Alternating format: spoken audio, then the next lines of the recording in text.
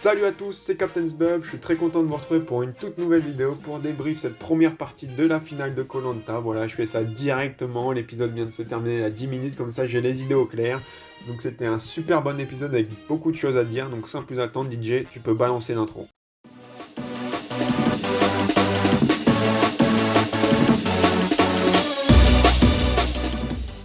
Et donc voilà, cet épisode, la première partie de la finale qui était vraiment excellente, mais j'ai envie de dire comme toutes les épreuves d'orientation depuis plusieurs saisons, voilà.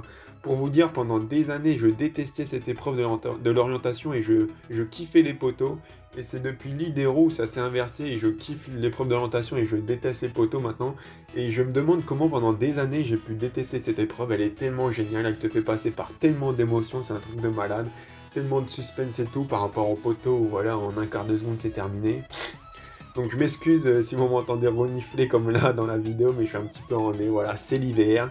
Et j'ai envie de dire pour commencer voilà, le petit débrief de cet épisode que j'avais raison, voilà, pour ceux qui ont écouté jusqu'à la fin la dernière review, j'avais dit que je voyais sur les poteaux Claude, Laurent et le vainqueur de l'île des bannis, donc j'avais hésité entre Hugo et Alix, finalement c'est Hugo, donc j'avais raison, je voyais Phil et Jade éliminés. Donc je suis plutôt fier de moi, même si voilà, sur 5 candidats, c'est pas non plus un exploit de malade.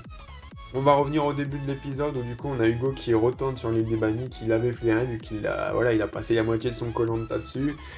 Et voilà, Hugo, il a un problème avec le panneau, c'est le seul devant le panneau qui à chaque fois hésite comme un malade. Voilà, là il nous sort quand même, c'est pas facile à prendre comme décision. Bah d'accord, j'ai envie de dire, t'as à la fin, retourne ta charge, mais bon, c'est pour le suspense, j'imagine, mais bref. Est-ce qu'il y a quelqu'un vraiment qui a cru un jour qu'un candidat allait dire non, je rentre chez moi? Je ne pense pas. On enchaîne sur une petite boulette de Denis qui nous dit qu'Hugo a gagné 3 totems sur 4, alors que non, il en a gagné 3 totems sur 5, vu que le premier totem c'était Clémentine qui l'avait gagné et le dernier Claude. Donc voilà, petite boulette de Denis, on a l'habitude. Ensuite, on a du coup Hugo qui explique un petit peu son élimination à Alix et ça, mais on voit l'importance, toute l'importance du vote de Claude contre Jade, vu que Alix lui demande tout le monde a voté contre toi, et là Hugo dit non, Claude a tenu sa parole, donc je pense que ça aura de l'importance pour le jury final au moment du vote. Voilà, si Claude se retrouve face à, je ne sais pas, bah, à Laurent du coup, bah, je pense que ça aura de l'importance, et grâce à ça, Claude a peut-être gagné le vote d'Hugo, donc c'est plutôt intelligent. Ensuite, on a la convocation pour l'épreuve, on pensait l'épreuve d'orientation, mais au final, c'est les autres candidats qui vont assister à la dernière épreuve des bannis. Et l'intitulé du parchemin était assez chelou, vu que ça parlait de mieux connaître les autres aventuriers. Et sur un coup, j'ai eu un déclic, je me suis dit, c'est le retour de l'épreuve des questions, comme au tout début de koh. Alors, je sais pas pour ceux qui ont connu, mais lors des 2 premières saisons de koh, ce n'était pas une épreuve de l'orientation. Avant les poteaux, c'était une sorte de quiz où, en gros, l'animateur, donc Denis Brognard ou Hubert Auriol, posait des questions aux autres candidats sur toute l'aventure. Et celui qui avait le moins de points était éliminé. J'ai eu un déclic, je me dis, ça se dit, ça va être le retour de ça. Et alors, je suis con, j'ai vu que c'était dans la bande-annonce l'épreuve d'orientation, mais pendant 5 secondes, j'ai pensé à ça, et finalement, non. C'est simplement assister à la dernière épreuve des bannis. Et donc, on a, voilà, des petites tensions entre Phil et Hugo qui vont d'ailleurs, ça va être très marrant durant l'orientation. Hugo qui va faire des petites piques à Phil. Et là, on a la dernière épreuve qui est un labyrinthe énorme. Franchement, quand j'ai vu ça, je me suis dit, mais c'est un truc de malade. En plus, rien que le début, il y avait 15 000 possibilités. Tu pouvais aller super loin. Et en fait, c'était la mauvaise direction. Il fallait tout refaire et tout. C'était immense. J'aurais passé des heures à faire ça. Finalement, voilà, Hugo qui va rapidement trouver le bon chemin, et voilà, malheureusement, il n'y aura pas de suspense dans le sens où Sam et Alix vont pas dépasser la première partie, qui était à mon sens la plus dure. Une fois que tu passais ça, c'était clairement le plus dur. Alix était à 2 reprises qui était presque à le passer, mais qui à chaque fois ne voulait pas aller à droite et qui revenait en arrière. Du coup, rapidement, on comprend qu'Hugo va gagner. Et voilà, Hugo God, j'ai envie de dire, qui revient une deuxième fois de l'île des bannis. Claude et compagnie doivent être un petit peu dégoûtés à ce moment-là, mais voilà, et c'est comme ça, il l'a mérité. Et là, on a un petit, du coup, on voit le jury final enfin, vu que voilà, il n'y a plus d'île des bannis, c'est comme je vous l'avais expliqué, je pense que c'était à cause de ça qu'on voyait pas le jury final. Et là, on voit Clem, et j'avais envie de dire, mais qu'est-ce que tu fous là, Clem? Alors, si je me souviens bien, Clem, elle avait été éliminée au moment de l'épreuve, enfin, elle avait été éliminée au dernier duel des bannis, juste avant la réunification, donc pour moi, elle devrait pas être le jury final, mais plus les saisons passent, plus le jury final on allonge. Je me souviens, moi, au tout début, Voilà, le jury final, ça comptait pas celui qui s'est fait éliminer aux ambassadeurs, ni celui qui s'est fait éliminer au premier conseil de la réunification. Ça m'étonnerait pas que dans 10 ans, dès le premier gars éliminé, il soit dans le jury final, c'est un délire. Et du coup, on a Namadia, j'ai beaucoup aimé cette phrase, qui dit les 5 finalistes ont mérité leur place, on peut dire ce qu'on veut, et je suis totalement d'accord avec ça. Les détracteurs de Claude, de Laurent, voilà, c'était le koh des copains, on va dire. Beaucoup de gens disent ça, mais ils ont quand même mérité leur place. Jusque-là, voilà, Claude, 4e fois sur les poteaux, c'est une performance de malade. On a également Clem qui était toujours un petit peu revanchard par rapport à Alix. Bon, c'était un petit peu. Voilà, c'est passé vite fait, tant mieux. On a les candidats qui arrivent ensuite sur l'épreuve d'orientation. Voilà, chacun parle un petit peu et ça m'a fait trop rire. Il y a Denis qui commence à brancher Claude en mode oui, cette épreuve vous la connaissez bien. Et là, Claude qui veut commencer à faire son petit CV en mode oui, en 2010 alors. Et là, t'as le Denis qui continue de parler, du coup, qui lui coupe un peu la parole. Bon, finalement, après, il va s'expliquer, mais ça m'a fait trop rire. Et ensuite, c'est parti. Donc, il y avait 3 trucs remarquables. Là, j'oublie à chaque fois le nom. Il y avait le corail blanc, l'œuf de Pâques là et le tronc d'arbre chelou. Perso, j'aurais pris le corail blanc vu que ça me semblait le plus facile à distinguer dans la pampa. Alors on a Laurent qui va partir là tout seul, Phil et Hugo qui vont partir sur le tronc d'arbre. Et au départ, il y avait Jade qui partait sur l'œuf de Pâques et Claude qui voulait aller également sur le tronc d'arbre. Donc clairement, ça se voyait que Laurent et Claude s'étaient mis d'accord pour pas aller sur le même arbre, vu qu'ils sont potos, ça se voyait, vu que après Claude va décider d'aller avec Jade, vu qu'il y avait déjà Phil et Hugo, et Jade lui dire vas-y, va avec Laurent, et ça se voyait qu'ils voulaient pas parce qu'ils sont potos. Je soupçonne même qu'au début, ils s'étaient mis d'accord, enfin avec Jade également, d'aller sur 3 emplacements différents, et finalement, bah, ils ont dû changer, vu qu'il y avait déjà 2 personnes. Alors voilà, c'est pas du tout de l'anti-jeu de faire ça, c'est même logique de faire ça. Donc voilà, t'as des alliés, tu veux pas aller là au même endroit qu'eux. Donc voilà, tous ceux qui ont déjà crié au scandale, je les vois déjà, c'est rien de scandaleux. Finalement, on a rapidement Hugo qui va trouver donc son arbre remarquable, puis la balise. Et je me suis dit, voilà, Hugo va encore torcher ça en 5 minutes, le bâtard, j'ai envie de dire. Voilà, Hugo God continue, et finalement, ça prend un peu plus de temps. Laurent qui trouve également rapidement son truc remarquable, là, son corail blanc. Et finalement, après, il prend plus de temps pour trouver la balise. Claude, pareil, qui va trouver. Phil, qui va être un peu perdu dans cette épreuve, même s'il va trouver plusieurs fois des larmes remarquables et tout, mais il va être un peu perdu, on va en reparler. Finalement, Hugo qui trouve son couteau. Voilà, avec Phil, ça me faisait trop rire quand ils étaient les deux collés. Ça se voit que Hugo il était BD en mode, bah, par rapport à son élimination, il envoyait full petite pique à, à Phil en mode, peut-être un jour tu vas trouver. La balise et tout, ça me faisait trop rire. Finalement, du coup, Hugo qui le trouve, et là, une fois qu'il l'a trouvé, qu'il est sûr qu'il est sur le poteau, là, d'un coup, il devient gentil avec Phil, c'est son nouveau meilleur pote en mode vas-y, j'espère que tu vas le trouver, vas-y, mon bro, et tout, ça m'a fait trop rire, ce retournement de veste.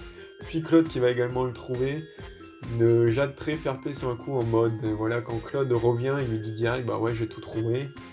Moi, j'aurais peut-être menti et du coup, Jade, il va un peu prendre peur, ce qui peut se comprendre, parce que dans ce cas-là, c'est soit bah, tu changes, soit tu le suis, mais vu que tu sais pas trop, il y a moyen que tu te gourres et tout, et même si tu te trouves, tu te sens un peu mal par rapport à l'autre.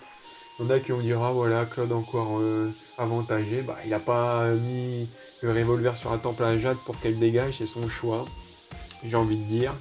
Du coup, Claude qui va trouver, qui est super content et tout. Et voilà, c'est un très bon exemple du fait qu'il faut se dépêcher d'aller planter son couteau, sinon tu te fais voler la victoire juste devant toi. Et du coup, Hugo qui plante son couteau peut-être genre 30 secondes avant. D'ailleurs, j'aurais vu que ouais, au montage, on voyait que c'était quasiment en même temps, ça m'aurait fait trop marrer. C'est genre ils arrivaient en même temps et du coup, ils auraient couru pour le premier à planter. Hugo qui m'a fait trop rire en mode quand il a trouvé son couteau, il gueulait comme un cinglé en mode ouais, j'ai un putain de poignard dans la main.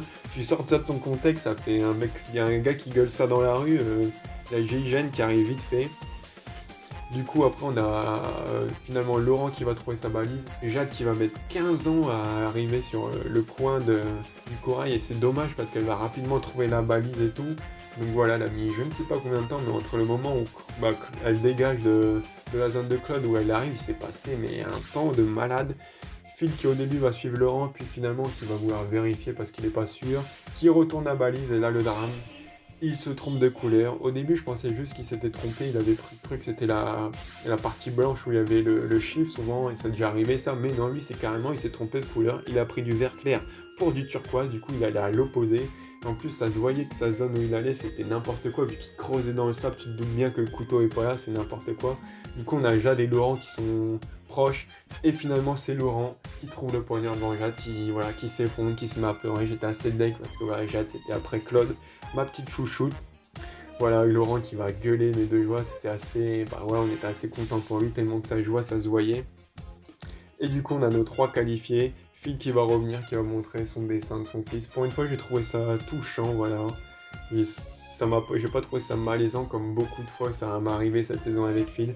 Puis après, Jade, voilà, on pleure et tout. Voilà, malgré tout, elle a fait une très bonne aventure. Phil également, même si beaucoup plus fantomatique. Mais voilà.